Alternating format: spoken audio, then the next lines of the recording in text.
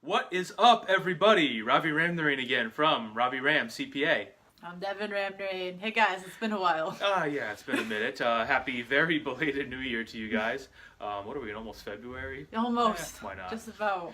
Obviously, I got a lot going on with the firm. Thank you all very much for your kindness and your support. Many thanks to all of you who left your comments and such as far as our gala event. I would say gala. Doesn't Yeah, matter. Thank doesn't you. matter. Thank you. You guys are Thank the you best. guys. Thank you guys very much for your support on that.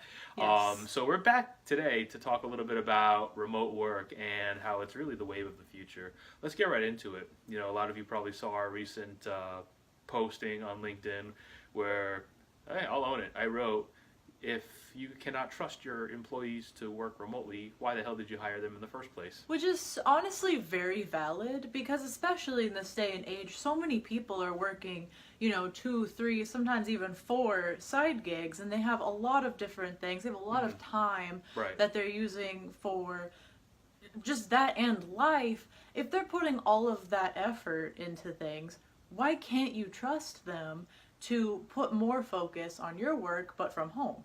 Yeah, I see. What happens is a lot of times people want control over their employees because, let's face it, I mean, let me qualify this by saying there are a lot of great W-2 employees out there. I was one for 14 and a half years myself, but I can also tell you that for every one that's, pedal to the metal, the one that... There's like 2 or 3 that...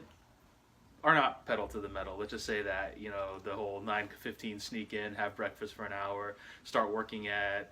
10:15. You take your 12 o'clock lunch till 1:30. Then you rest up from lunch from like 2:30 to 3 with a coffee break. And by the time you hit 5 o'clock, you're out the door. All right, you're a little better at math than I am. How many hours of actually working is that? Not much. We charge for the math part. Yeah. Ooh. No, seriously. But yeah, no. Yeah, it's how it is, and we can understand why employers would not be comfortable with that type of arrangement to let employees work from home. But of course, though, however, sorry, I didn't mean to cut you off. No. Those people that are very qualified, you can keep them and, maybe give them more flexibility, hopefully, if you think that they're ready for it. Or you can go ahead and do an outreach to people that may not be in your area if you allow remote work. Right, either on a 1099 or a W-2 basis. Now, a lot of times you have contractors who do work on a 1099 basis who would be just as good as a W-2 employee, but they have, other things like Devin mentioned going on where, yeah, they can dedicate 8 to 10 hours to your work, but they also have 4 or 5 hours that they need to dedicate to other companies or their own type of work arrangement. Precisely. And a lot of times somebody who has the wherewithal to go out on their own is generally a lot more qualified, and again generally because there are a lot of great W-2 employees out there, but generally more qualified than your average W-2 employee to do that same job, and a lot of times will do the job for less.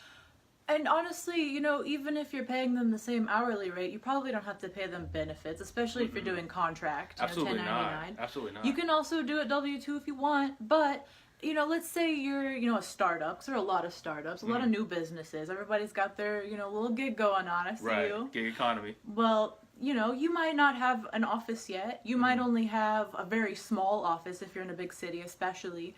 Well, if you hire your employees remotely, then they can just tune into your meetings through, Skype or WebEx or whatever. Right. And you don't have to use that extra space to house employees that could do their job just as well from home and will probably be happier doing it there and probably give you a better level of work. Right, you're saving on rent or mortgage or whatever it is. You're saving on insurance. You're saving on toilet paper. You're saving on coffee.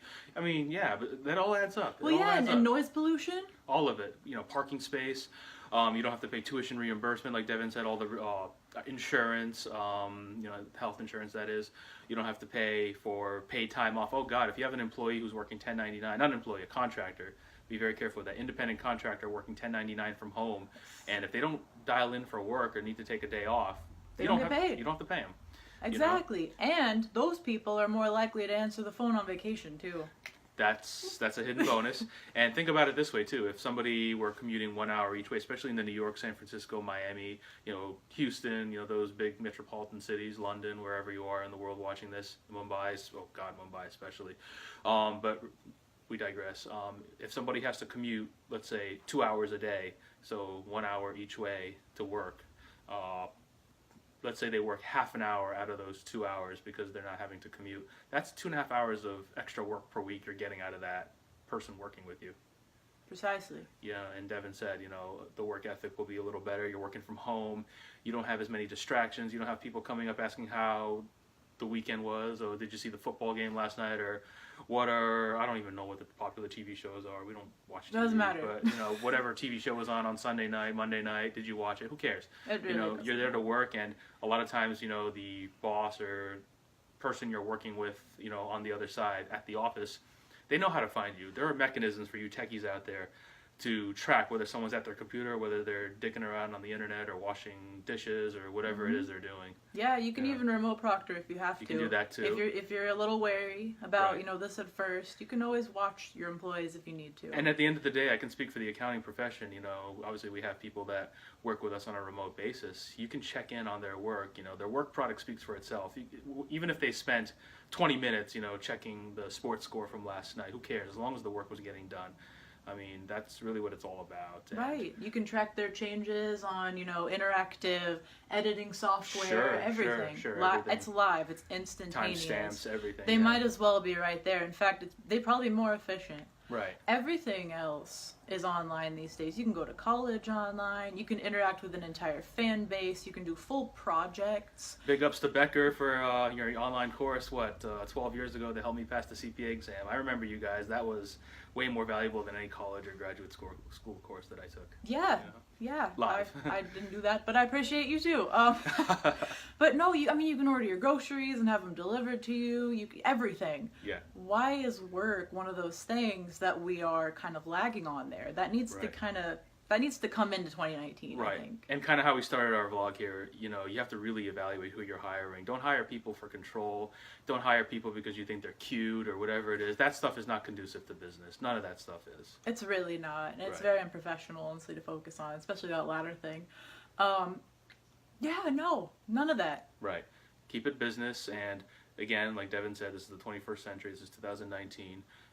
It's time to get with the times. I mean, I've had W-2 experience prior to RaviRamCPA, and I can tell you that there have been some companies that fully took advantage of this setup, even at the executive level, and others that had the aforementioned breakfast situation and what are we saying, 3 to 4 hours of actual work in the workday? I think we've all been there and seen that.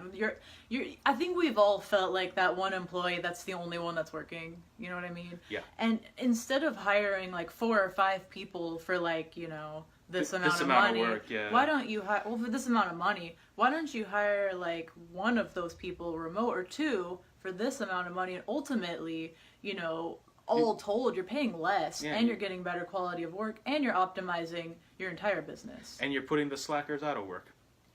I mean, Natural selection. As much as I don't want to see anybody get out of work, it might motivate some people to work harder on themselves, exactly. Which is important. Which is greater for society, ultimately. Any final thoughts? I think that this is a great business solution for the future, and honestly, with as expensive as it is to get an office if you're not quite there yet, or as much space as you can take up with an employee, or how much overhead you can actually end up spending with just benefits and such, and also as the employee, how much time you'll spend, commuting, and if you haven't gotten your higher education finished yet, you'll be able to do that, spend more time with your kids. Sure. It just makes more sense all around. I think it's about time we do this. Absolutely. Without a doubt, I agree 100%. And for more questions or even how to get set up on this type of thing, please do reach out to us, RaviRamCPA.com, and obviously once you go to the website, you know how to contact us through email or telephone. That's right. So for Devin Ramnarine, I'm Ravi Ramnarine. So long, and again, we can't promise we'll see you next week or the week after because, hey, this is busy season, but we will see you soon. We'll see you soonish. Bye. Soon in law. See you guys. Bye, guys.